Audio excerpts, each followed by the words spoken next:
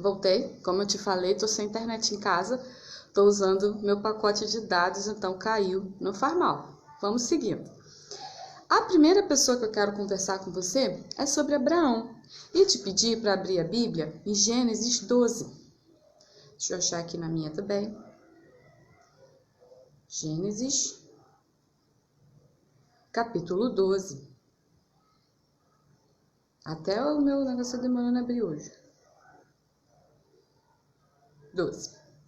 Aqui a gente vai ter a história de Abraão. O que acontece? Olha lá, Deus chama Abraão. Certo dia o Senhor disse a Abraão: sai da tua terra e do meio dos teus parentes e da casa do seu pai e vá para uma terra que lhe mostrarei. E aí você lê o capítulo todo depois. Ou seja, Abraão precisou sair de onde ele estava para obedecer um chamado de Deus, para obedecer a visão de Deus. Mas ele não pôde obedecer a visão de Deus no lugar em que ele estava. Ele precisou se mudar, ele precisou se realocar, se reorientar. Então, esse é o primeiro exemplo de alguém que eu queria te trazer, que precisou mudar, viver a mudança para obedecer à visão de Deus. Segundo, Moisés. Vamos lá no livro de Êxodo. Êxodo 2.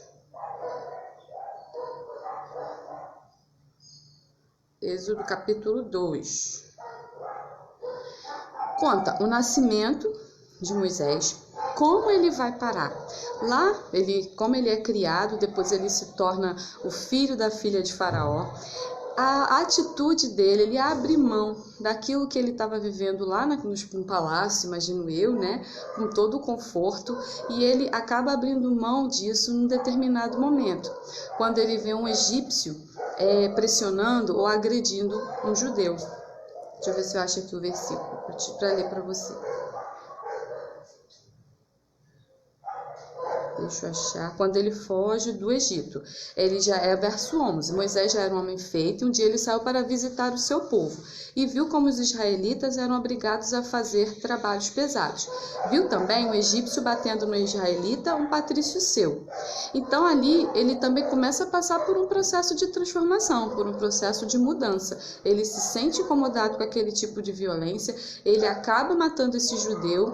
Depois ele vai tentar, entre dois israelitas, foram judeus, 2 israelitas, ele vai tentar apartar uma briga e jogam isso na cara dele, ele foge e ele muda radicalmente a vida dele. Você vê que há um processo na vida de Moisés. Depois ele vai, ele casa, ele tem um encontro com Deus lá no meio da sarça ardente, e vai assim, ele foi evoluindo, ele foi crescendo. Ele não chegou a ser o Moisés que a gente tanto fala de um dia para o outro, né? Ele começou a história dele aqui em Êxodo, começa com ele bebezinho, aos 3 meses de idade. E ele tem uma trajetória gigantesca até ele chegar naqueles grandes milagres que nós vimos, como o mar que se abriu, como aquilo tudo. Então não foi de uma hora para outra.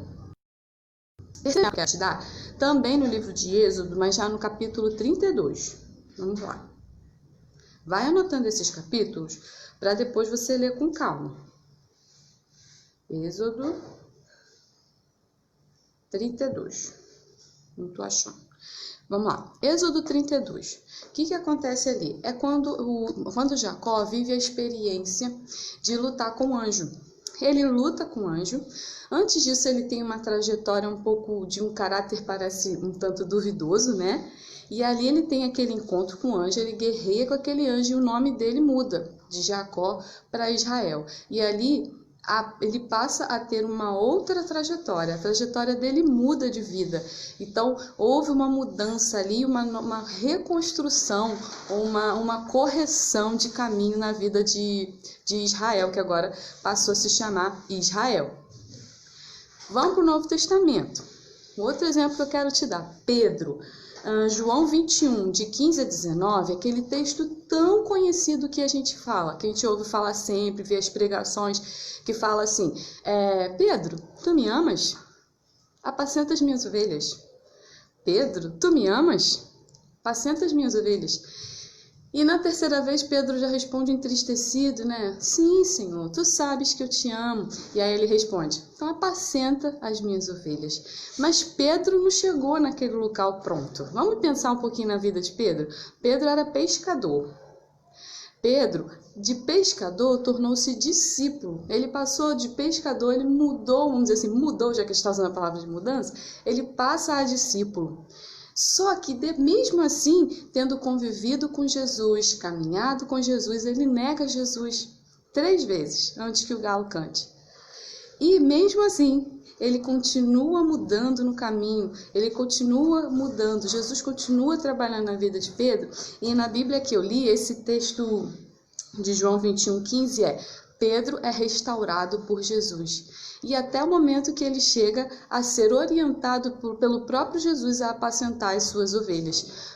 Mas a gente às vezes tem a mania de ver só o final. A gente não quer ver o início, não quer ver o processo. Às vezes umas frases assim, alguém que se deu bem, que está ganhando muito dinheiro, que passou num concurso, que está numa posição muito legal. Foi sorte, né? Que sortudo. Mas a gente não sabe a trajetória daquela pessoa, a gente não sabe as mudanças pelas quais essa pessoa precisou passar. E Pedro é um exemplo disso. Se a gente focar só no Pedrão, o Pedrão, né? Pedro. Mas olha quanta trajetória Pedro passou. A gente pode pensar, nem está aqui no meu roteiro, mas eu lembrei agora de José. José era um menino, foi obrigado, ele se mudou obrigatoriamente porque os irmãos tiraram ele de casa e o venderam, levaram ele para outro lugar. Olha o processo todo. E ele cresceu, ele amadureceu e se tornou o quê? Governador. Mais um exemplo? Paulo. Gente, história de mudança é a história de Paulo, né? Vou deixar para você ler depois o capítulo 9 de Atos, que é quando ele tem um encontro, quando ele passa por aquele momento em que ele perde a visão e seu nome muda de Paulo para Saulo, e aí ele começa a fazer as primeiras pregações, as primeiras viagens missionárias. Bom, também não foi de uma hora para outra. Paulo passou de perseguidor a perseguido. Gente, Paulo era convicto de que perseguir os cristãos, de perseguir aqueles que serviam a Jesus, era a coisa certa a fazer. Mas ele passa por um processo de mudança, por um processo de transformação. E chega a ser quem? O Paulo que a gente conhece, né? O cara respeitado e tal. Mas não foi só isso, não foi simples assim. Né? Ele passou por uma mudança de trajetória, uma reorientação no seu caminho de vida. Então, você está vendo aí que são 5 homens que obedeceram, que mudaram os seus caminhos, obedecendo a visão de Deus e deixaram um legado. Tanto que aqui, 2020, nós estamos comentando sobre eles e usando-os como exemplo. O último exemplo que eu queria te dar é sobre João Wesley, ou John Wesley. Estava lendo aqui um pouquinho antes que ele era anglicano. E olha, ele viveu na Inglaterra no século XVIII e esse período a sociedade inglesa estava muito conturbada por conta da Revolução e pela Revolução Industrial. Tinha muitos desempregados, estava cheio de moradores de ruas, né? Políticos corruptos, vícios, a violência era generalizada. E o cristianismo, em todas as suas denominações, estava definhando. Ao invés de influenciar, o cristianismo estava sendo influenciado por essa situação. Havia um sentimento de apatia religiosa e degeneração moral. Aí vem o texto que eu achei bem legal, que fala assim: dentre aqueles que não se conformavam com esse estado paralisante da religião cristã, sobressaiu-se John Wesley, primeiro durante o tempo de estudante na Universidade de Oxford e depois líder no meio do povo. Então, John Wesley também passa por um processo de mudança, ele também passa por um processo de rompimento. E aí, o material que a pastora me mandou faz aqui, eu vou ler para você, referência a uma mudança de pensamento de John Wesley. Quer ver? Olha só. Em nossa história, John Wesley é um exemplo de alguém que, movido pelo Espírito Santo, abriu mão de suas convicções pessoais em favor de mudanças no movimento metodista e no seu próprio ministério. Observe os trechos escritos em seu diário. Aí o primeiro texto, gente, é de 29 de março de 1739. Diz assim: parti de Londres e encontrei o senhor Whitefield. Esse é meu inglês, tá? A princípio, quase não podia reconciliar-me com esse modo esquisito de pregar nos campos. Conforme o senhor Whitefield deu-me exemplo no domingo, pois eu tenho sido toda a minha vida, e isso até agora, tão agarrado a todos os pontos que eram considerados de acordo com a decência e a ordem. Tais eram os meus preceitos, considerava pecado um pecador salvar-se fora da igreja. Essa é a visão dele em 29 de março, aniversário do meu marido, 29 de março de 1739. Isso ele pensava que naquele momento para ele era um pecado alguém se converter fora do templo. Tamanha era a importância do templo para ele. E aí ele muda, a visão dele muda, quer ver? Isso em 1756, alguns anos depois, num domingo, 10 de outubro, ele diz assim: preguei a grande multidão em Moorfields. Gente, é meu inglês. Por que morrerás, ó casa de Israel? É a pregação ao ar livre que produz bons resultados. Para bons resultados não há substituto. Ou seja, o mesmo homem que antes achava que pregar fora da igreja, alguém se converter fora da igreja era um pecado, agora ele entende que o campo, que o lugar onde o evangelho deve ser pregado é na rua, no campo, é no meio das pessoas. Então até ele passa também por essa mudança, ele passa também por transformação, e ele passando pela mudança, ele vai obedecer à visão de Deus, e é mais um homem que deixa o seu legado para a gente, ok? Então, gente, o que mais nós teríamos aqui para relatar, para exemplificar, são homens e mulheres que se permitiram mudar para obedecer à visão de Deus. Então, olha só, o item 2 da nossa lição é assim, olha. Para crescer é preciso mudar. Gente, tudo muda o tempo todo. Você nasceu, você está passando por um processo de mudança o tempo inteiro. Hoje eu estou mais velha do que ontem e amanhã eu vou estar mais velha do que hoje. Tudo em mim está mudando. O meu cabelo muda, está ficando mais branco, né? A unha da gente cresce, a gente corta, às vezes está mais fraca, às vezes está mais forte. Tudo muda, a natureza muda, mudam as estações, as fases da lua mudam, o ciclo da chuva, né? O inverno chove menos, chega a primavera, a estação chuvosa, tudo muda, gente, tudo muda. E por que você quer permanecer estagnado, parado, sem mudar? Permanecer a mesma coisa. Eu nasci assim, eu cresci assim, Gabriela. A única vantagem só foi bom para a Sônia Braga, que ficou muito rica, depois para Juliana Paz. Eu cresci assim, entendeu? Que pra gente não tá fazendo, não faz a menor diferença, faz o menor sentido. Se nós não nos permitirmos mudar, Deus não nos criou para estarmos parados, Deus nos criou para estarmos em movimento. E estar em movimento significa mudar de lugar. Sair de um lugar para outro. Estar em movimento significa mudar pensamento. Mudar pensamentos baseados na palavra de Deus. É mudar a nossa visão diante das coisas. É entender que todos são amados por Jesus, independente de quem sejam, onde estejam, o que estejam fazendo. Porque ele diz, venha como estás. A transformação é com ele depois. Mas olha só, não existe um grupo que pode ser salvo e um grupo que não. Jesus ama todos, ele morreu por todos nós. Então, assim, muitos pensamentos nossos precisam ser mudados para estarem de acordo com a palavra de Deus e para estarem de acordo com a visão e obedecendo a visão que Deus tem para cada um de nós.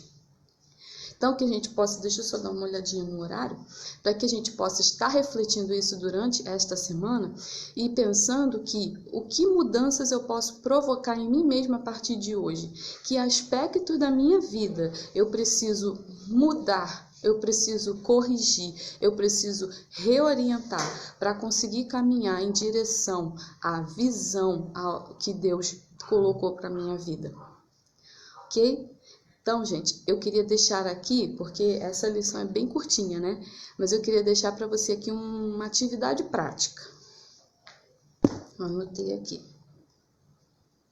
Aplicação prática. Eu quero muito, por gentileza, que você anote num papelzinho 3 aspectos da sua vida que você acha que precisam mudar. Gente, não importa, não existe pequeno ou grande. Poxa, você às vezes quer fazer o quê? Você quer se alimentar melhor? Você vai escrever aí, é um aspecto que você quer mudar na sua vida. Você quer orar mais? Então você vai anotar aí na sua vida. Você quer o quê? Eu quero ler mais, então você vai anotar. Eu quero ser mais calma. Eu quero não permitir mais que os ladrões de alegria se movam na minha vida. Eu quero destituir Satanás desse trono que ele pensa que é dele, mas que não é dele. Porque às vezes Satanás senta num lugarzinho que a gente é como se fosse um trono e lá ele fica, porque ninguém tirou ele de lá. Só que ele não tem lugar na nossa vida. Na nossa vida quem tem lugar é o Espírito Santo de Deus. Mas ele sabe disso. Ele sabe que não tem que estar lá, mas a gente às vezes esquece. E aí a gente vai deixando ele ficar lá, olha, idade eterno. Não. Ele tem que sair, ele está destituído em nome de Jesus. O trono é de Jesus, não é dele. E trono do nosso sentimento, do nosso coração, dos nossos pensamentos, das nossas vontades, pertencem ao Senhor Jesus, não pertence a Satanás.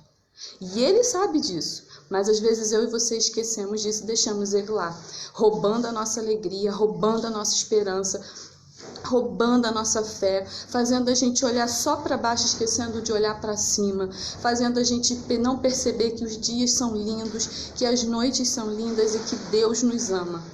Então, pode parecer pequeno o que você está dizendo aí, porque o fulano vai escrever que ele quer pregar para a multidão. O fulano é o fulano. Você é único e exclusivo. Então, você vai escrever num papelzinho 3 aspectos na sua vida que você precisa mudar. Nem que seja salvar uma planta. Eu preciso salvar uma planta, porque todas as minhas plantas eu matei, que eu esqueci de molhar. Você vai anotar, você vai colocar dentro da sua Bíblia, você vai orar por isso. Você não vai só orar, você vai ter atitudes para buscar mudar isso também. Então, em nome de Jesus, nós vamos trabalhar também, porque a gente vai orar é muito bom, mas a gente também tem que ter ação, atitude. Então, meu amor, se às vezes você está falando demais, é hora de fechar a boca. Agora, se você está falando de mim, será que não é hora de abrir a boca e falar o que Jesus está colocando no seu coração? Será que não é hora de liberar o perdão? Será que não é hora de acordar mais cedo e dar uma caminhadinha? Será que não é hora de acordar mais cedo e fazer a sua devocional antes de ir para a rua, para o trabalho? Respirar fundo antes de começar o seu dia para não ligar o piloto automático? E todos os dias são iguais. Você já se perguntou por que todos os seus dias são iguais? Parece que você só vive para trabalhar? Parece que você só vive para as obrigações? Parece que você não fez nada de produtivo? Por que será? Antes de você sair de casa, coloca também, se você quiser, como meta, eu vou levantar 15 minutos antes e vou fazer a minha devocional antes de ir para a rua. Você vai mais preparado para a rua. Você vai ser mais grato. Então escreve, eu quero ser mais grato ao Senhor. Eu quero ser livre na presença do Senhor. Eu quero pensar as coisas que atraem a presença do Senhor. Eu quero viver coisas que atraem a presença do Senhor. 3, pelo menos 3, você vai anotar, você vai colocar dentro da sua Bíblia, porque você vai orar durante toda a semana. Mas você, além de orar, você vai ter que tomar atitudes para mudar. Nem sempre é fácil. Você falando assim parece que é fácil. Você está sentado aí no meio das suas plantas com a sua parede para pintar, é muito fácil. Não é fácil. Não é fácil, mas tem coisas que a gente só vence com atitude. Então, em nome de Jesus, oração e atitude. Palavra de Deus. Mergulha na palavra, mergulha no louvor, chora na presença do Senhor, mas chora sabendo que quando você se levantar, todas as suas lágrimas foram colhidas. E aí você precisa ir em frente, caminhar segundo a reorientação do Espírito Santo de Deus e lembrar sempre desses exemplos que nós falamos aqui. Abraão, Moisés, Jacó, Israel, Pedro, Paulo e John Wesley. E quem sabe um dia, quem vai deixar, em nome de Jesus, nós é que deixaremos um legado. Por quê? Porque mudamos o nosso caminho, mudamos as nossas atitudes e obedecemos a visão de Deus para as nossas vidas. E entenda o seguinte, a visão de Deus para a minha vida não é a mesma visão de Deus para a sua vida. Então, o que está acontecendo na vida do outro não está acontecendo na sua é porque você não é ele e ela não é você, né? Nós somos únicos, somos exclusivos de Deus. Ele fez um de cada vez, com muito carinho, com muito amor, com muito cuidado. Amém? Então, olha só. Vou encerrar aqui, por hoje é só. Semana que vem a gente continua com o tema sobre a igreja, que eu sou péssima de memória, mas tem a ver com o amor da igreja, o amor do Senhor pela igreja, pelas vidas. Nós vamos continuar semana que vem. E para o terceiro domingo estamos preparando uma surpresa, que é o mês, né? Outubro é o mês considerado Outubro Rosa. Então nós vamos falar sobre esse assunto também. Eu espero por vocês na semana que vem, que vocês tenham uma semana muito, muito abençoada por Deus, tá bom? Mas vamos orar. Eu creio que essa semana vai ser de vitória, vai ser de bênção, mas não é jargão não, tá? É porque eu creio. É porque você crê também. Amém? Soberano Deus, nós louvamos ao Teu nome, te agradecemos por esse momento, por esse dia, te agradecemos por esse breve estudo, Senhor, que possa, Senhor, edificar a nossa vida, que possa nos consolidar em Ti, nos levar ao crescimento e ao amadurecimento espiritual, Senhor. Toma-nos nas Tuas mãos, nos dá um domingo de paz, continua cuidando da nossa cidade, continua cuidando do nosso país, continua trabalhando, Senhor, repreendendo essa pandemia, para que possamos, em nome de Jesus, continuar fazendo a Tua obra como estamos fazendo agora, mas, Pai, que pessoas parem de morrer por causa dessa doença e, Pai, que outras pessoas que estão também se padecendo por um acidente, por outro tipo de enfermidade, que estão no hospital agora, Senhor, passando pelo vale da sombra da morte. Tu és aquele, Senhor, que resgata, Tu és aquele que cura, que sara. Pai, Tu és aquele, Jesus, que muda a história, Tu és aqueles que transforma mentes e corações. Nós cremos no Deus vivo e Deus todo-poderoso, no qual não há impossível para Ti, Senhor. Para Ti tudo é possível, para Ti nada é demasiadamente difícil, basta uma palavra Tua, Senhor, e tudo pode se transformar diante de nós. Então toma meus irmãos e minhas irmãs nas Tuas mãos, minha pastora Altemar, meu pastor Selma, abençoa Teus servos e toda a Tua igreja, não só da minha, Senhor, mas de toda a igreja metodista, de qualquer denominação, e aqueles que não Te conheceram, Pai, que possam Te aceitar, que possam ter um encontro contigo, que possam mergulhar nas Tuas águas, que possam voar nas asas do Espírito, Senhor, em nome de Jesus. Toma as nossas vidas em Tuas mãos, toma essa nação nas Tuas mãos, para a honra e para a glória do Teu nome poderoso, que o Senhor seja para sempre glorificado, exaltado, engrandecido através de nós, em nome de Jesus. Boa semana, queridos, fiquem na paz. Grande beijo, tchau!